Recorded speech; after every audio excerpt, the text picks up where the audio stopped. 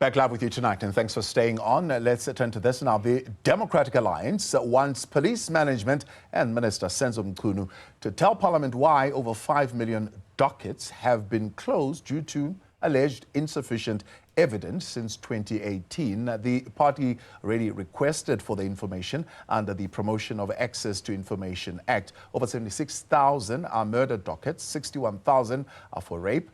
DA Member of Parliament Lisa Shirkeling. Guys, to be honest, this is completely unacceptable. And am I the only person who believes that there should be something like the Commission of Inquiry into South African Police Service? I believe that South African Police Service as an institution, it needs to be opened up so that we can see what has been happening inside that institution. We need to know who is responsible for what. You look at the South African Police Service today. South Africans do not trust the South African Police Service. South African Police Service as an institution, they don't have any credibility. So it can't be that there is so much incompetence and criminality happening inside the institution that is responsible with our safety. It can't be. It can't be. So I believe that there needs to be a commission of inquiry. We need to know the roles that these people have been playing over the years. I mean, guys, you remember not so long ago, Bekikele told the parliament that 5,000 police officers were charged with heinous crimes. And these people are still working for the same institution. So right now, we are in a situation where over 4,000 police officers were arrested for various crimes. And these people are still working for South African Police Service. So these are criminals inside the institution that is supposed to make sure that there is no criminality happening inside the country. It doesn't make sense to me. And the minister, the former minister, Bekikele, never actually answered why there's over 4,000 police officers working inside the South African Police Service, and the fact that those people are still wearing the uniform today. He said that I don't know why these people are still working for South African Police Service. So right now we are learning that over 5 million dockets have been closed, and at the same time South Africans are being told that do not take the matters into your own hands. You must trust the South African Police Service. You must let the law take its course. So how are South Africans actually supposed to have confidence inside the South African Police Service when they are learning that millions and millions of dockets are being thrown away? How are South Africans supposed to have confidence inside the South African Police Service? I mean, not so long ago, we were watching the same interview. I'm going to play a small clip of this interview. You remember this acquitted South African Police Service whistleblower? She was talking about the issues that are happening inside the South African Police Service. I mean, guys, this is the reason why I say that, me personally, I believe that there should be a commission of inquiry, because I believe that there is so much that is happening inside the South African Police Service. As much as the DA would like to get the answers about these 5 million dockets, I believe that they should go for the jugular. They should actually push for the commission of inquiry into South African Police Service so that people can be exposed, so that we can know who played what in that institution. Now, that was just one of the issues that you whistleblew on. Tell us what else you whistleblew on. The firearms. The firearms in the custody of the South African Police Service.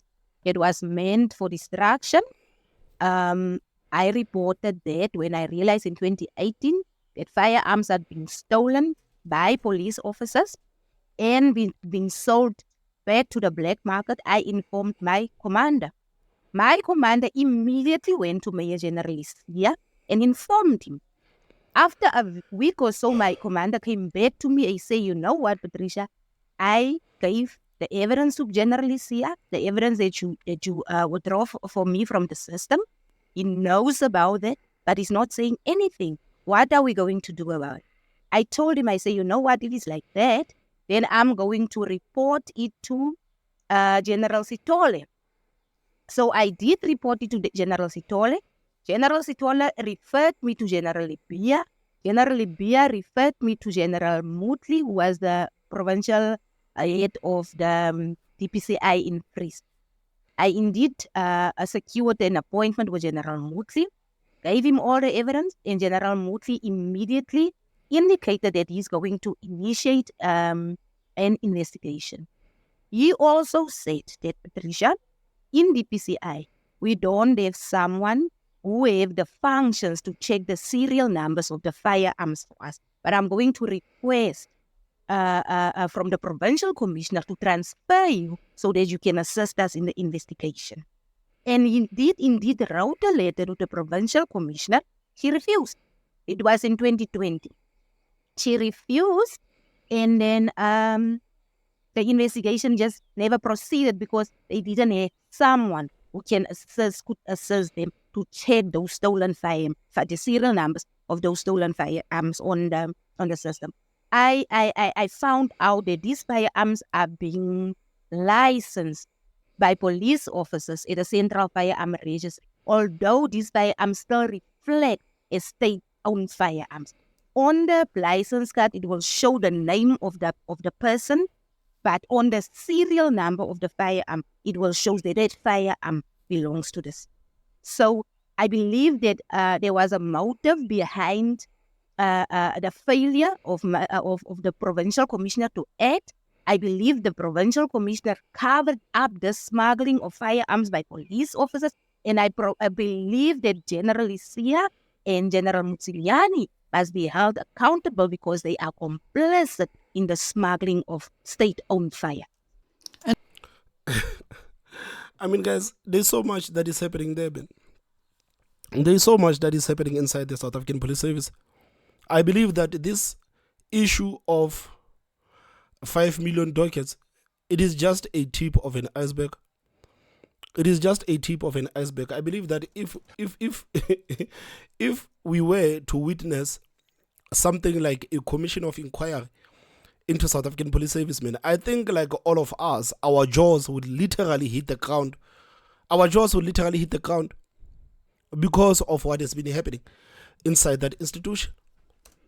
Back live with you tonight, and thanks for staying on. Let's turn to this now. The Democratic Alliance wants police management and Minister Senzo Mchunu to tell Parliament why over 5 million dockets have been closed due to alleged insufficient evidence since 2018. The party already requested for the information under the Promotion of Access to Information Act. Over 76,000 are murder dockets, 61,000 are for rape. DA Member of Parliament, Lisa. So you listen to this, man, and chances are, if you get killed or your family member gets killed, chances are whoever killed you or killed your family member, they are not going to be found. There are higher chances that someone can kill you in the streets and there will never be justice. Women, there are chances that someone could rape you and you will never find justice. This is what it's telling us. This is what it's telling us. So every day in South Africa, we know that over 80 people are slaughtered in the streets of South Africa. So this is where we really need to ask ourselves some questions, that how many of those murders are actually solved?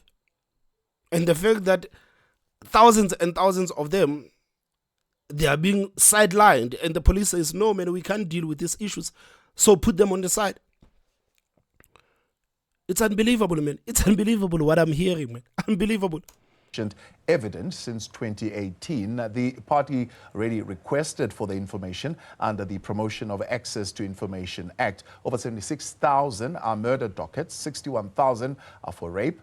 DA Member of Parliament, Lisa Shirkeling, is joining us now for more. Lisa, good to have you, and thank you very much for your time this evening. How did this revelation, of course, come about? What was the question asked? Good evening, Tabu, and all the listeners out there. Well, in May 2024, when the previous police minister, Becky Clele, revealed in an explosive parliamentary reply to a question posed by the DA that the 5.4 million dockets had been closed, The then Shadow Minister of Policing, Andrew Whitfield, submitted the PIA application, and we asked specific questions on. And guys, me personally, the reason why I believe that there should be a commission of inquiry into these issues, I understand that the DA is trying to get the answers and they are pushing the minister to the corner and say, you need to tell us why over 5 million dockets were actually thrown aside.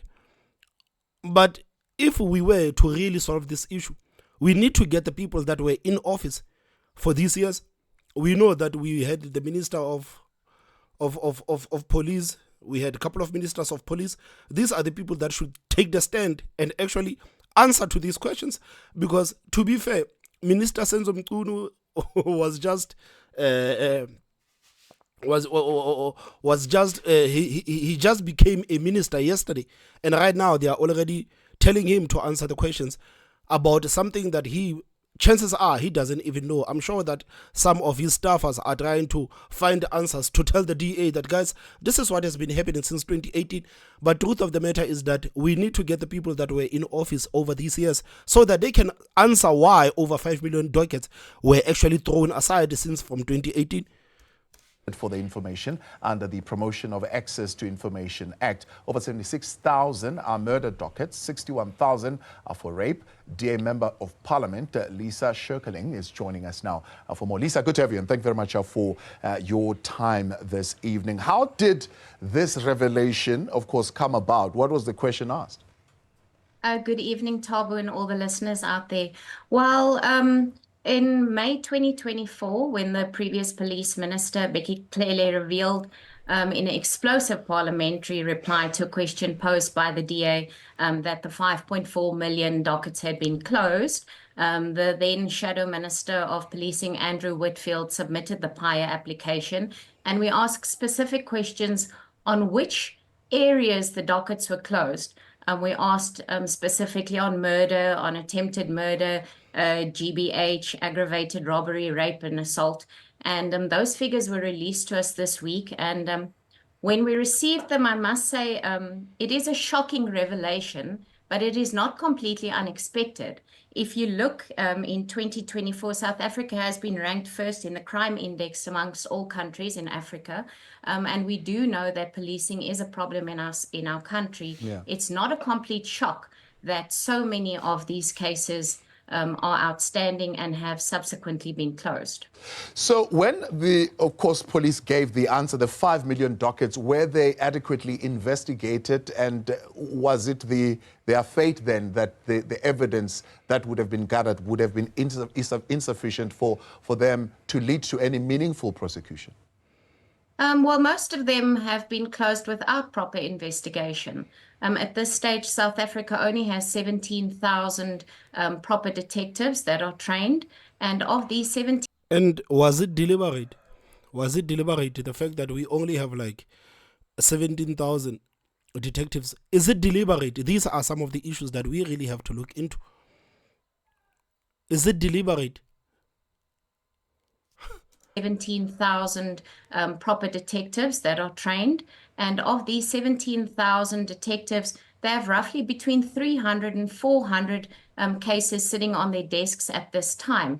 It is physically impossible for any detective to be able to properly investigate these cases. And when some of the cases are at the bottom of the pile and they require small investigations, a follow-up with somebody that laid the complaint or with a telephone number or going to see somebody, they very often just get left behind because the caseload on a daily basis just grows and the detectives don't have chance to go back. And more often than not, these cases are then just closed without proper investigation. And obviously there's also not enough evidence. And this also is due to police under-resourcing and also due to police inefficiency when affidavits are taken and they are not properly trained to be able to take the necessary steps to make sure that these cases are seen to fruition. I mean, like, honestly, it feels like the South African Police Service has been understaffed, deliberately so that they cannot deal with these issues. They have been understaffed, deliberately so So who is actually responsible for the recruitment there at the SAPS? Who is responsible for the recruitment? Man, this institution needs to be opened up, man. There's no two ways about it. This institution needs to be opened up. The DA should actually go to the core of the problems of South African Police Service. They should actually push for the whole institution to be opened up. It can't be. It can't be. Just imagine one detective dealing with 400, 500 cases. It's impossible for them to deal with that. But at the same time, it feels like it was done deliberately so that these people cannot solve some of the crimes that are happening in the country.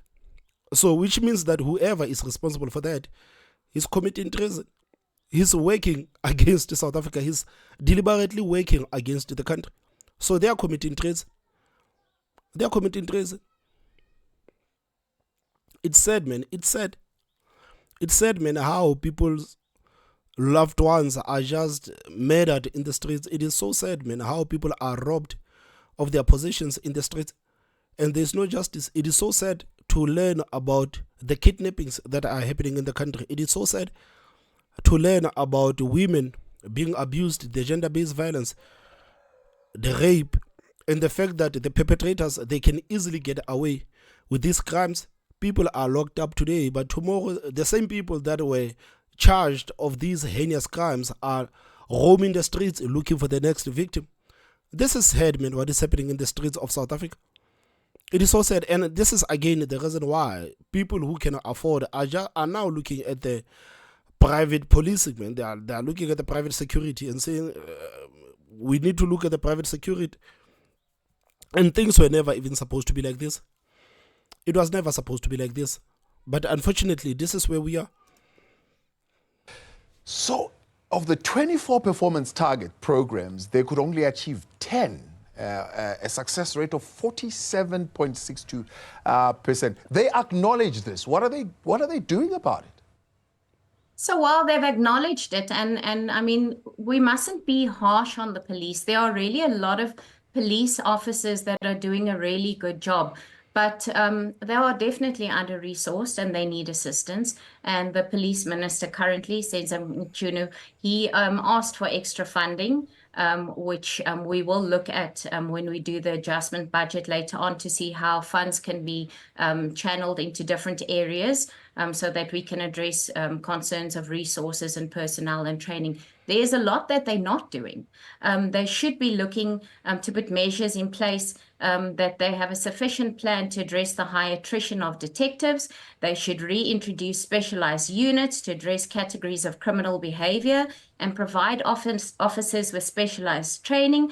Currently, we have very few detectives that are adequately trained that focus on serious and violent crime. Yeah. As I said, the caseload is just too high. So they must definitely look at the recruitment of more officers, and they should definitely look at re-enlisting those who have left the service in good standing and bring back those detectives from intelligence so that we have a different perspective from detectives. But the problem there is that you won't be able to, because, I mean, they've told you already that the biggest issue is that the rate of recruitment in the environment has not kept up with the rate of attrition. And key was the fact that the detectives are now being attracted into the private sector purely because they get paid more there. So that is a problem, Taba. You know, currently there's more people employed in security services in South Africa than what we have police officers. And a part of that is... I mean, it's a shame. It's a shame. It's a shame, man, that an institution that is responsible for our safety is somehow understaffed. Is somehow understaffed.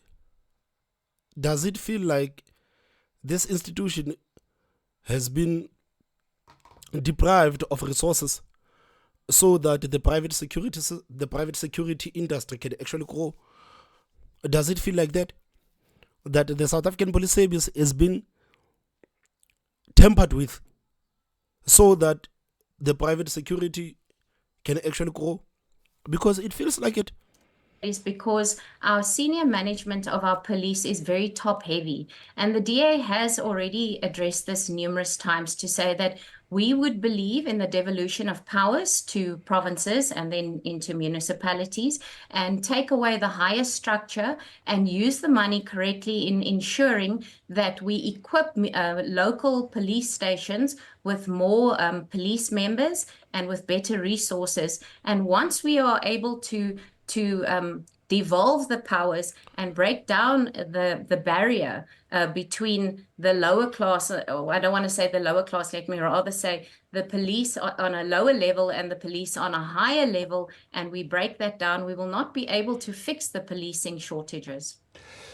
The other issue, of course, is the one that you have raised, that most of these cases are also falling within the gender-based violence category. And what is the challenge there as far as those cases are concerned? Well, interestingly enough, it's very sad, but I've had a number of interactions with women that have been affected by GBV.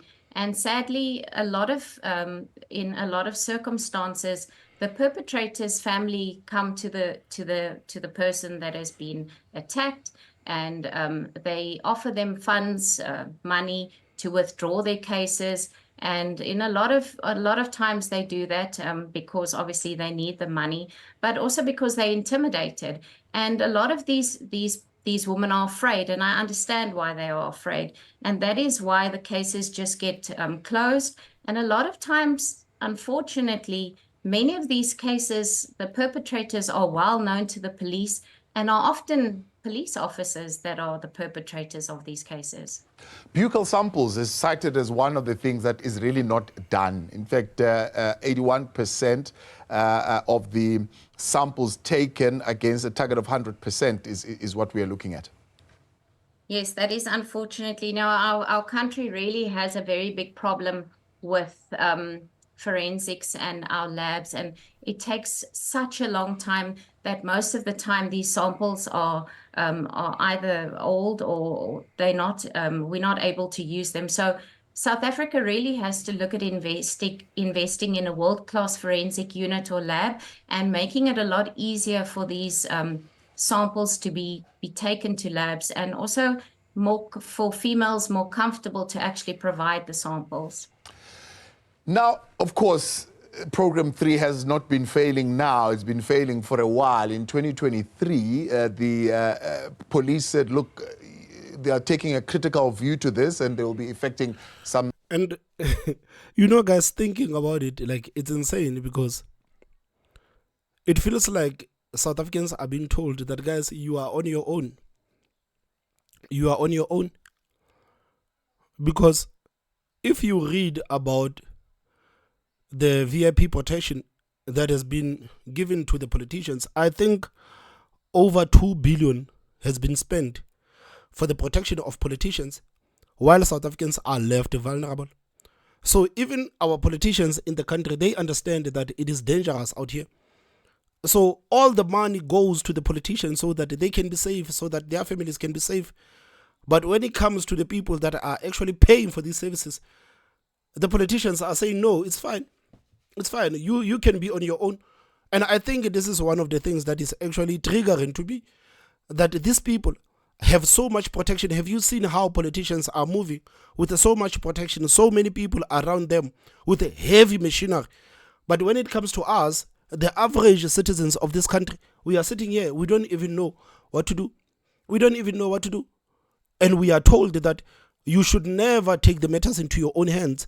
You must trust the South African Police Service. And at the same time, this is what you are hearing about the same South African Police Service that you are told to trust. I mean, like, this is a serious crime against the citizens of this country. A crime has been committed against us as the citizens of this country by the people that are having so much protection around them, abundance of protection around them. But when it comes to us, there's so many technicalities on why things are not happening. I mean, right now, it should not even be a question whether when it comes to South African Police Service, these people should make sure that we have enough people that can actually investigate the matters. We have competent people that can run after criminals on the ground. This was never supposed to be political. But this is what has been happening in the country. We have been politicizing these matters. We have been politicizing these matters to a point where we play racial politics when it even comes to our safety. I mean, like, it makes me mad. You remember the last time when Ian Cameron went to Cape Town to confront Becky Cele?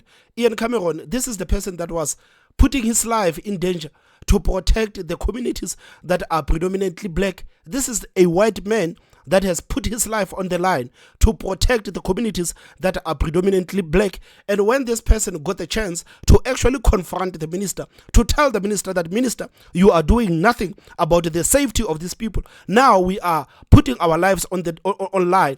Now we are not even being paid to put our lives on the line, and you come here with your political speeches. You need to account. And Becky Cele only said, shut up, my mother was a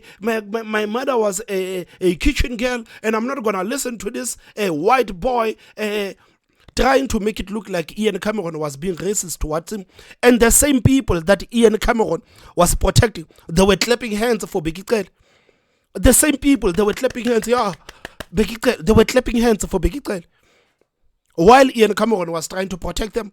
So partially it is our fault too, as the citizens of this country, because we have allowed politicians to play politics even with our safety. We have allowed politicians to play racial politics even with our safety. We are in this position because we have allowed them to do as they please. It is partially our fault. It is partially our fault. Man, you see that clip of Ian Cameron confronting Becky Cele and Becky Cele screaming, shut up. That clip lives rent-free in my mind. Every day, man, I remember that clip. Every day, if I hear something about the South African Police Service, the first thing that comes to my mind is that clip. The first thing that comes to my mind is that clip. Ian Cameron laying out and telling Becky Cele that these are the dangers that we are facing in the streets at night. These are the dangers that we are facing. People were clapping hands for Ian Cameron that, Ian Cameron, tell him that now we are subjected to patrolling our own streets and we still have the South African Police Service. What's the point for us to have the South African Police Service if we are going to patrol our streets? They were clapping hands for Ian Cameron. But as soon as Becky Cele turned around and politicized what Ian Cameron was talking about, the same people were clapping hands for Becky Cele. It makes me mad, man.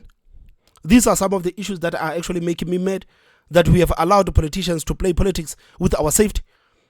This is what we have allowed. Partially, it's our fault. It's our fault. We can sit here and say that this is outrageous, that over 70,000 cases of murders are being thrown aside, over 60,000 cases of rape are being thrown aside. We can come here and gaslight each other and make noise and say that these people are incompetent and all sorts of things. But truth of the matter is that at the end of the day, this is partially our fault because we have allowed this to happen. Strategies. Clearly, those implemented strategies are still not yielding the necessary results. So what is the next stage now? Well, there's a lot that we have to look at. I mean, resources at stations. We need to upgrade our infrastructure. We have to make sure that there's a better maintenance plan. There's so much that the police need to do. We have to look at other countries and learn from them and embrace technology.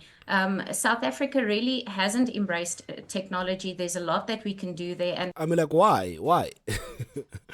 The fact that we don't, do we even have the body cams? Do we even have the body cams? Do we even have those cameras inside the cars, inside the South African Police Service cars? Do we have those cameras? Do we have those cameras? The fact that these people, are still registering the cases on papers, but we have technology. We have technologies that it cannot be erased.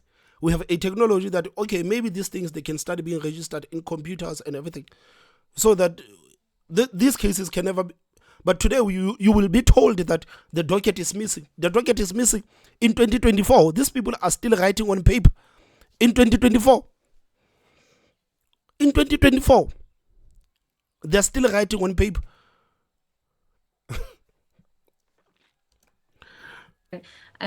Clearly, the police have to be a little bit more critical about what they do. As I said, we really do have a lot of police officers that are really doing good work.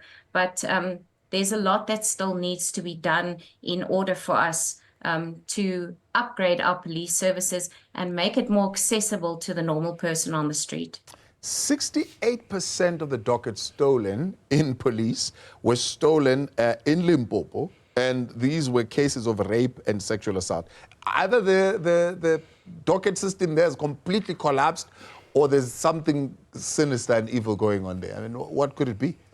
That is a shocking statistic, and in actual fact, that is probably the one that made me the most concerned, because there are only 18 files. It is not that much. And all 18 files that were lost or stolen were in Limpopo.